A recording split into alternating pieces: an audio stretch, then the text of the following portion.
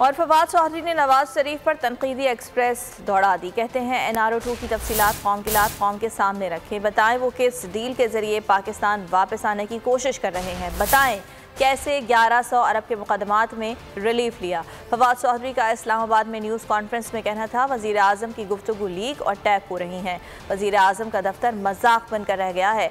कोई और मुल्क होता तो इस्तीफ़ों की लाइन्स लग जाती। लगता है वज़ीर आज़म हाउस घंटा घर चौक बन गया है। उन्होंने कहा राना सनाउल्लाह मफरूर हैं, लॉन्ग मार्च कंट्रोल करने के लिए दस्तयाब नहीं होंगे। उनका कहना था कि इमरान खान के खिलाफ सब इकट्ठे हो गए हैं। चेयरमैन PTI को माइनस करने की कोशिश की जा रही है। वज़ीर आज़म का जो दफ्तर है वो यूँ लगता है कि घंटा घर चौक बन गया। वहाँ से लीक्स ऐसे आ रही हैं जैसे कि अब वो चौक में बैठ के वज़ीर आज़म बातें कर रहा था या लोग बातें कर। डिफेंस मिनिस्टर है हमारा, वो कह रहे हैं कि फोरेंसिक कराओ। पहले एक्सप्लेन करें ये सारी टैप्स हुई कैसे। कोई और मुल्क होता इस्तीफों की लाइनें लगा। शरीफ को चाहिए NRO 2022 की जो डिटेल्स हैं वो हमारे सामने रखें और हिम्मत करें किस तरह से 1100 अरब रुपए के मुकदमे उसमें जरदारी और नवाज शरीफ को रिलीफ दिया गया। हमें ये तफसील दें कि नवाज शरीफ ने और PMLN ने क्या क्या दिया और उसके बदले में उन्होंने जो लिया है वो तो हम देख।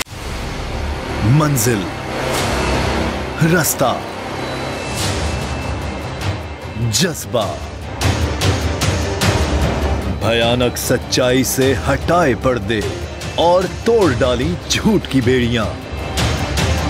सलाखों से डरना कैसा जब चट्टानों ने पाला हो।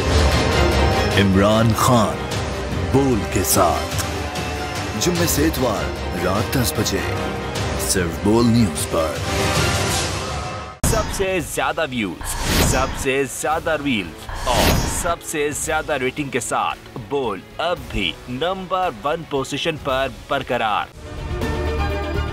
अगर आपको ये वीडियो पसंद आई तो हमारे चैनल को सब्सक्राइब करें और बेल आइकन पर क्लिक करें। सब्सक्राइब करें और बेल दबाएं ताकि कोई खबर रह न जाए।